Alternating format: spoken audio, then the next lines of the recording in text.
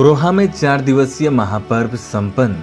पूरे देश के साथ साथ रोहा छापरमुख में भी छठ पूजा मनाया गया। श्रद्धालुओं ने उगते सूर्य को अर्घ्य देकर छठ मनाया। इसके बाद सभी छठ व्रतियों ने व्रत का पारण किया।